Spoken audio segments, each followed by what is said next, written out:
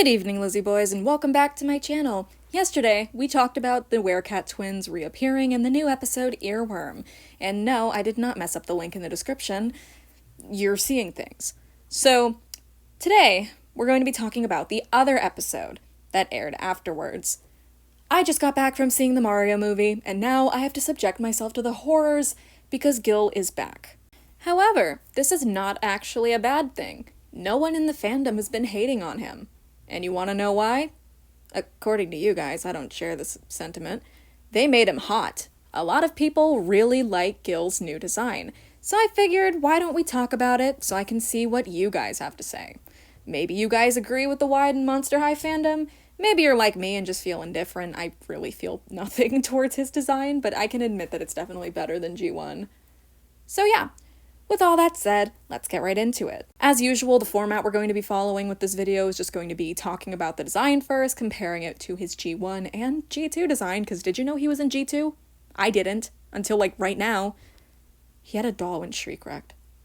He had a doll in Shriek-Wrecked, and I completely forgot about it. Oh my god. Yeah, so we're going to compare that, then we're going to get into what the episode was about, how it went, and how Gill was introduced. Let's get into it. So this is the face of a man who has been redeemed, because everybody likes him now.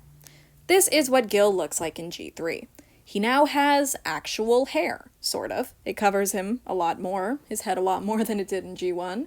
Not to say his hair looked bad in G1, but way too many Monster High boys had mohawks in G1. There was 2 of them. That's more than enough. So, he now has these things that cover his gills to allow him to breathe on land. Because, you know, Laguna, for some reason, can just breathe on land just fine, but he can't, so he has to have those things. I think it's explained in the episode what they are, but if I'm being honest with you, I forgot. Look, I was skimming the episode because the Werecat twins were on. I'm gonna have to rewatch it before I give you guys a proper synopsis of it, but this was one of the few times that we got a full body shot of him. He's wearing what seems to be like a sort of camo print jacket and a hoodie underneath of some kind. And he's got earrings. And I'm not gonna lie, he definitely looks like a completely different character than he was before. And I'd say that's for the best, because Gill in G1, not to say he was a bad character, but he was one of the least compelling. If I'm being honest, I never cared for Gill in G1.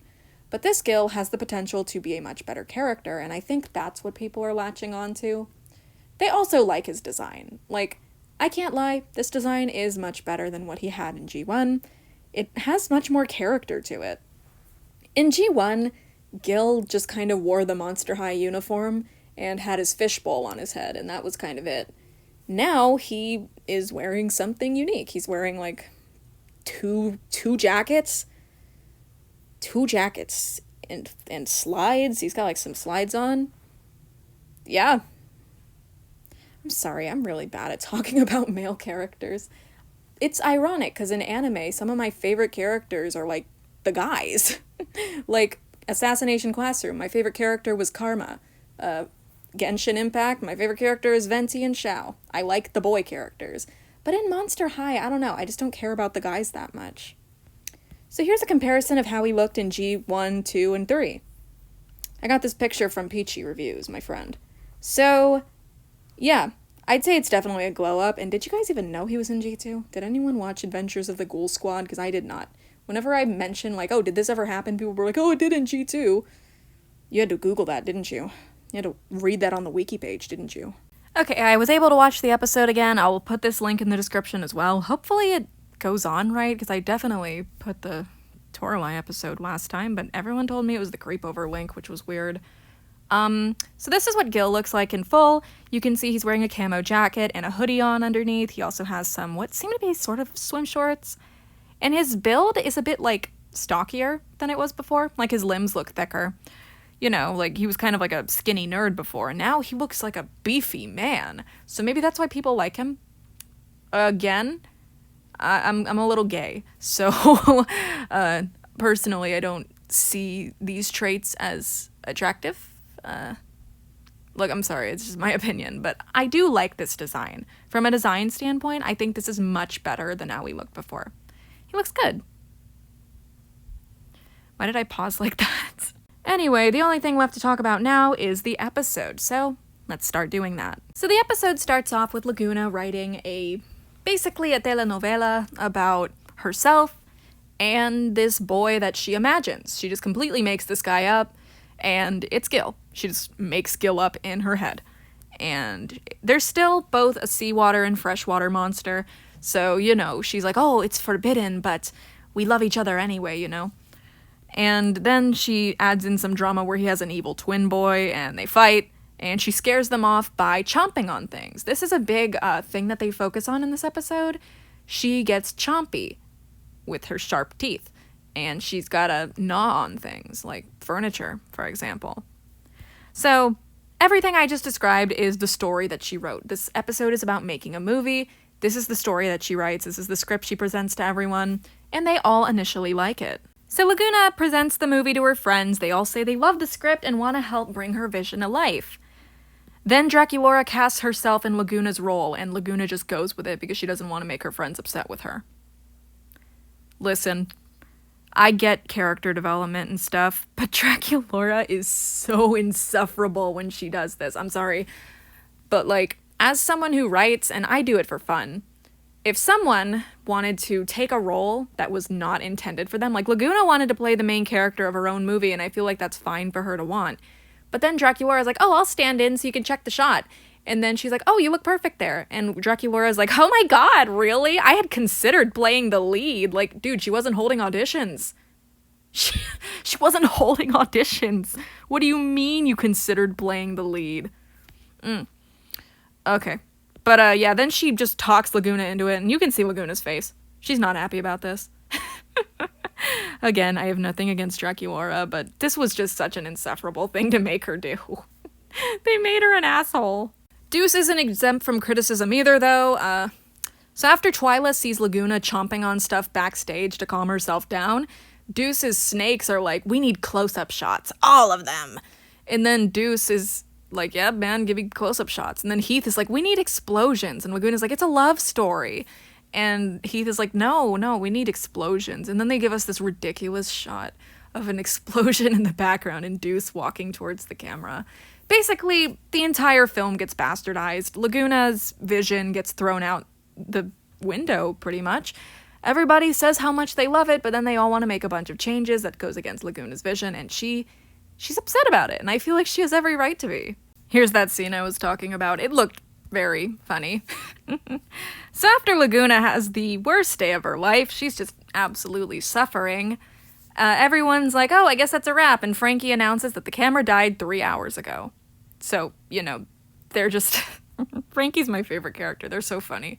But, yeah, so after that, everyone's like, all right, let's go have a cast party, and they go leave, and Laguna is left on her own. Twyla comes back to talk to her, and Laguna ends up sharing what the chomps actually are. Basically, when people in her family get very angry or passionate about something, they start chomping, and I guess they, bite each other a lot, because, they got very sharp teeth. They're kind of like piranhas in a way.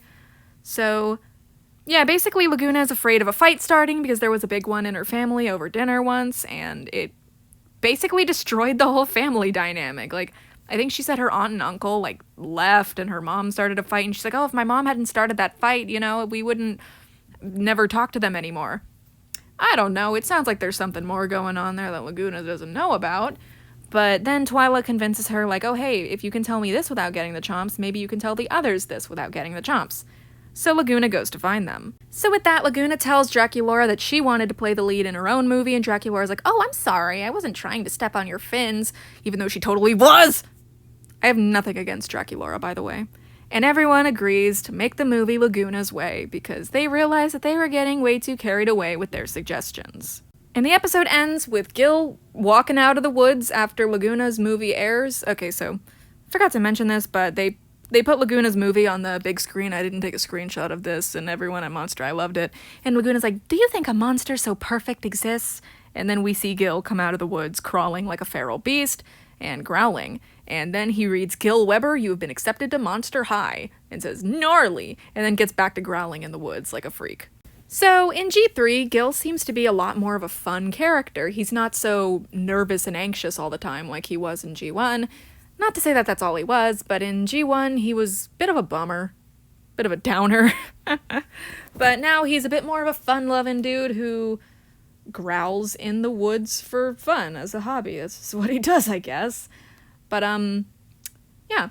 So, I have to say, from the very short bits we saw of him in this episode, I liked what I saw. He was fun, the episode was fun, and overall, I wouldn't give this one as high of a score as I did the previous one, just because Laguna's struggle was, like, super realistic, but also, like, upset me because, oh my god, it's happened to me before. Like, when something just hits a little too close for home, makes you lower your score. I'd give it a 7.5 out of 10. Overall, it's definitely not a bad episode. I liked it. It was fun. And they made Gill into a good character. So, like, major props to the writers, especially to the designers who worked on Gill's redesign, because I like this. I vibe with it. I think I'm going to call it there as video's gotten a bit long, but as usual, I want to see what you guys have to say about Gill, so please do feel free to comment your thoughts on his redesign and on his new personality. If you haven't seen the episode, I'm going to be pinning a link in the comments. Let me know if it's the right episode, because I swear I'm getting the right links, but it just goes up wrong sometimes. I don't know. But yeah, as always, thank you guys so much for watching. I hope to see you in my next video. Remember to like, comment, share, subscribe, and yeah, bye!